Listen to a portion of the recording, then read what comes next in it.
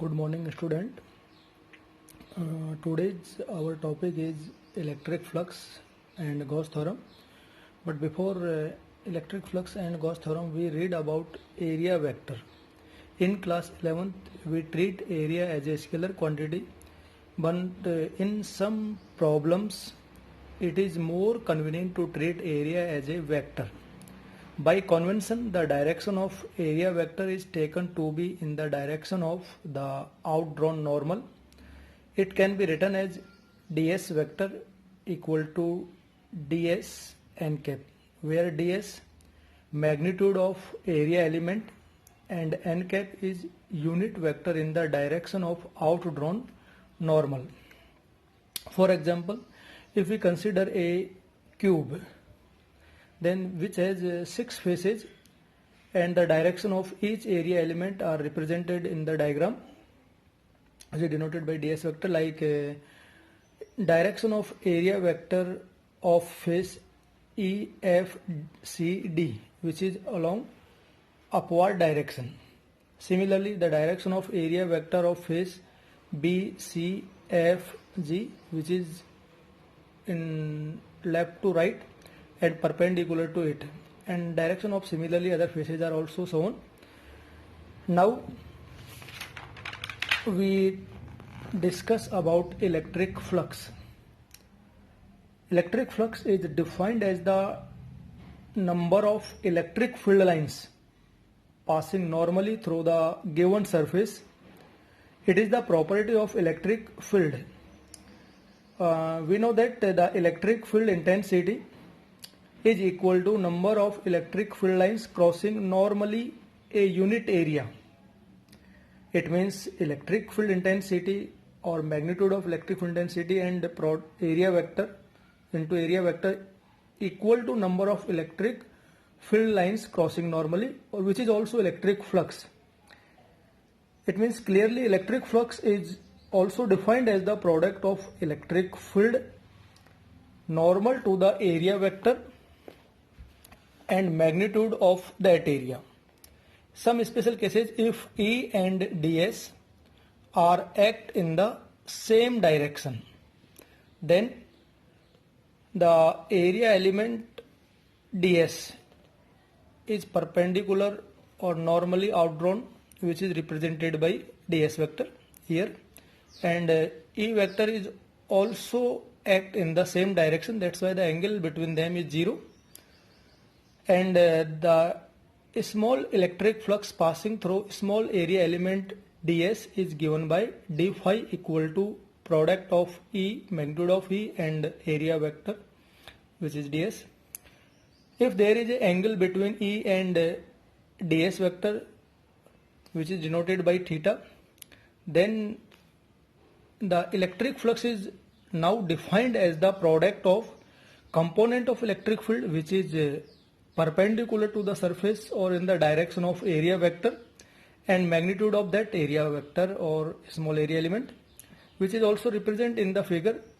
These lines represent the direction of electric field, and this is the direction of area vector, and it is the angle between direction of E and direction of area vector.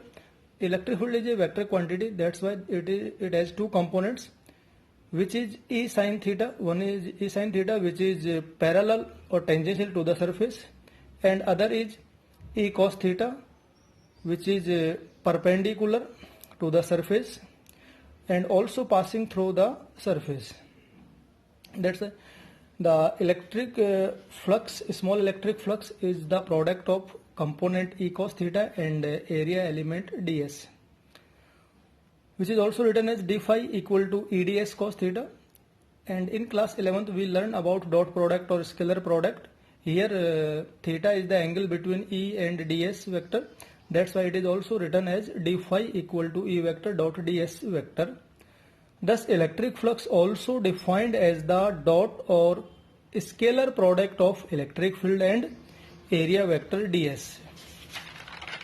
Now the total electric flux over the whole surface S due to an electric field is given by phi equal to integral E vector dot ds vector, or also written as Es cos theta, where theta is the angle between E vector and S vector, which is also written as phi equal to E vector dot S vector.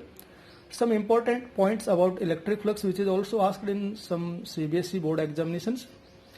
Electric flux is a scalar quantity because it is the dot product or scalar product of two vectors, or we know that the dot product or scalar product of two vectors is always a scalar quantity. Second point, the SI unit of electric flux is equal to SI unit of electric field and SI unit of area. We know that electric field is the force per unit charge, which has unit Newton per Coulomb, and SI unit of area is meter square. That's why the SI unit of electric flux is Newton meter square per Coulomb. Also, SI unit of electric field is volt per meter. Therefore, SI unit of electric flux is volt per meter into meter square. That's why SI unit of electric flux also is volt meter. And we know that 1 volt equal to 1 joule per Coulomb. Therefore, the SI unit of electric flux is also joule per Coulomb meter or joule meter per Coulomb. The dimensional formula of electric flux is M L3 T minus 3 A minus 1, which is obtained from the SI unit of electric flux, which is Newton meter square per Coulomb. As Newton is the SI unit of force, that's why its dimensional formula is M L T minus 2, and meter square there is the SI unit of area and its dimensional formula is L2, and Coulomb the SI unit of charge, which has dimensional formula AT, but here Coulomb inverse, that's why AT की power minus 1, and which is also written as M L3 because L1 and L2, that's why L3, T minus 2 and T minus 1, that's why T minus 3, and last one A minus 1. So this is the dimensional formula of electric flux. Now some special cases, electric flux is a scalar quantity. There is a misconcept, scalar quantities are always positive, but in class 11th we also learn about work, which is also a scalar quantity, but it may be positive, negative or zero. Here electric flux is also a scalar quantity, but it may be positive, negative or zero, depends on the angle, because angle may differ, or due to which the value of cos theta is also changes. For example, special case number 1, for theta lie between 0 and 90 degree or equal to 0 degree, then cos theta is positive, that's why electric flux is also positive. For theta equal to 90 degree, we know that cos 90 is 0, that's why electric flux phi is also 0. For theta lie between 180 degree and 90 degree or equal to 180 degree, cos theta is negative because it is lie in second quadrant, and if cos theta is negative, then electric flux is also negative. Now we go on the topic Gauss theorem. First of all, Gauss theorem is a very important topic for the point of CBSE examination. What is the statement of Gauss theorem? And first of all, Gauss theorem relates the electric flux passing through a closed surface and charge enclosed by it. So sometimes it is asked state the theorem which relates the electric flux passing through a closed surface which encloses a charge. So first of all, we read the statement of Gauss theorem. The Gauss theorem states that the surface integral of electric field intensity over any closed hypothetical surface, which is also called Gaussian surface, in free space or vacuum, that is total electric flux over the closed surface in vacuum, is equal to 1 upon epsilon naught times the net charge enclosed within the closed surface. What is the meaning of net charge? The meaning of net charge is that the algebraic sum of all the charges enclosed by the closed surface. Mathematically it is written as phi equal to surface integral of electric field over area element ds equal to 1 upon epsilon naught summation I equal to 1 to I equal to n and qi. Here the integral, the circle on the integral represent the closed surface. Now Gauss theorem or result of Gauss theorem is independent of shape and size of the closed surface.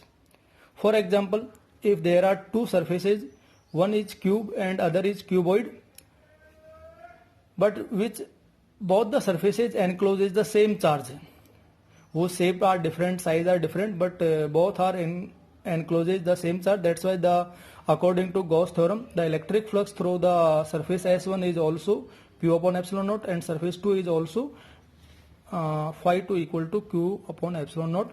Therefore Q1 equal to Q2. It means Gauss theorem is independent of shape and size of the Gaussian surface. Now we go on the proof of Gauss theorem.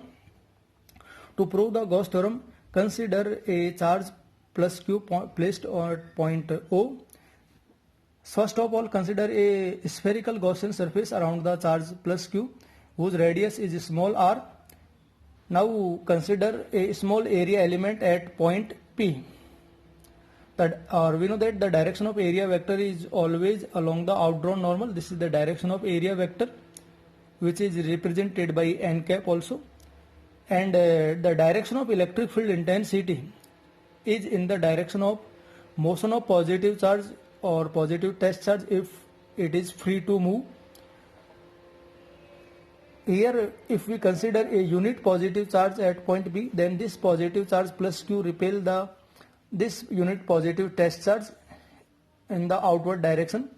That's why the direction of electric field at point B is along the outdrawn normal, radially outdrawn normal.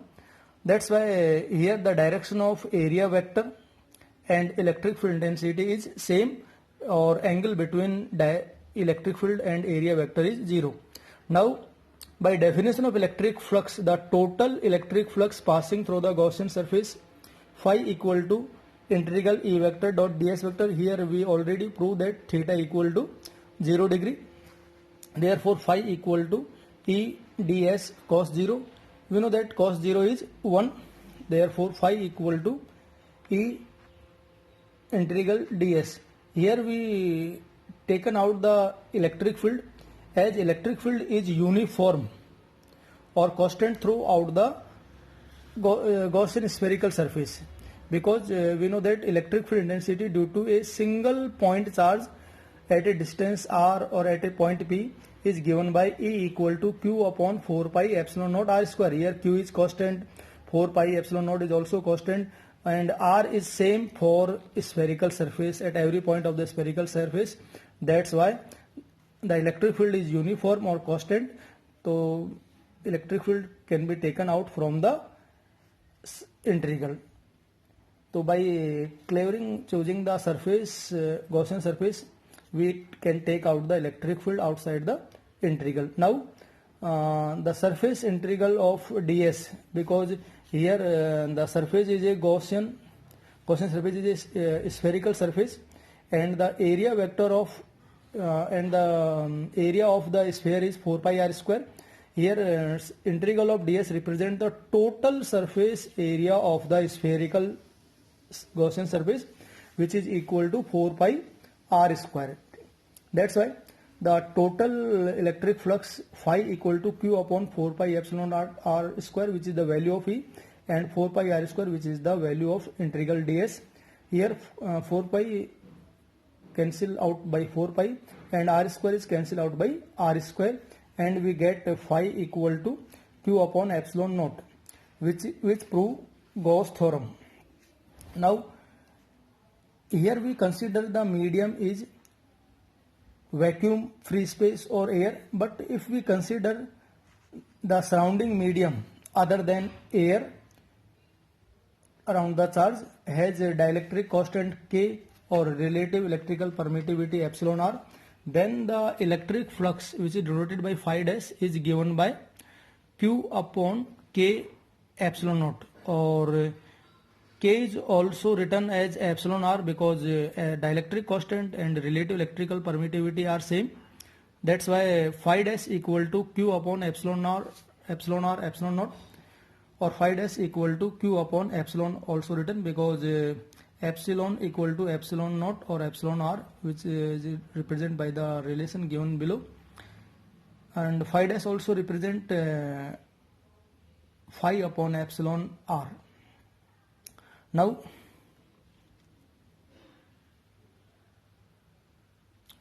phi is the electric flux in the vacuum or free space, where K is dielectric constant or epsilon r is electrical relative electrical permittivity, which is given by epsilon upon epsilon naught, which we have already learned. If again consider some special case, now when Q equal to 0, it means the surface encloses no charge, then phi equal to 0. Here Q represent the algebraic sum of all the charges. If there are so many charges, then we consider Q as a algebraic sum of all the charges. It means that the total electric flux through a closed surface is 0 if no charge is enclosed by the surface, or when algebraic sum of all the charges enclosed by the surface is 0. This is the Gauss theorem. Now there are some applications of Gauss theorem. For example, if this is the closed surface which encloses an electric dipole, we know that electric dipole is a pair of two equal and opposite charges separated by a small distance like plus q and minus q. Then what is the electric flux passing through this Gaussian surface? Here the electric flux is 0 because the algebraic sum of all the charges enclosed by this surface is 0. That's why electric flux is also 0. If we consider another surface like that, which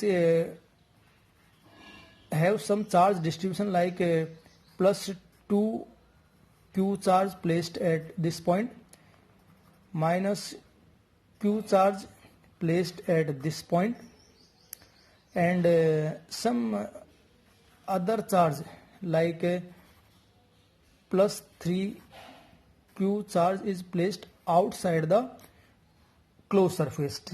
Then what is the electric flux passing through this surface? Then this electric flux phi equal to what? Here we consider the charge enclosed by the closed surface only. It means what is the total charge enclosed by the closed surface? Here plus 2q and minus q. So we consider the algebraic sum, which is equal to plus q. Then the electric flux is equal to q upon epsilon naught. Here the charge outside the Gaussian surface is not considered, because Gauss theorem relates the charge enclosed by the closed surface only. Another example, for example, there is a cube which encloses a charge small q, either it is placed at its center. Then what is the electric flux passing through this cubical Gaussian surface or this Gaussian surface? So according to Gauss theorem, the electric flux passing through the closed surface is equal to 1 upon epsilon naught times the total charge enclosed by the closed surface. Here the charge enclosed by the cube is only q. That's why total electric flux passing through the Gaussian surface is equal to q upon epsilon naught. If the question asked what is the electric flux passing through each phase, we know that cube has 6 phases. If total electric flux passing through the 6 phases is q upon epsilon naught, then electric flux passing through each phase is equal to 1 upon 6 of electric flux or total electric flux passing through the cubical surface, which is q upon epsilon naught. Your answer changes now, q upon 6 epsilon naught. Okay, this is the electric flux passing through each phase. If the question asked what is the electric flux passing through two opposite phases, then the electric flux passing through two phases, two opposite phases or two phases, then this electric flux is equal to, because this is the electric flux passing through each phase. Now the question were asked the total electric flux passing through two opposite phases or two phases, then it is equal to 2 into electric flux passing through each phase or one phase, which is equal to Q upon 6 epsilon naught. Your answer turns out Q upon 3 epsilon naught. This is the electric flux passing through two opposite phases. Okay. Thank you, students.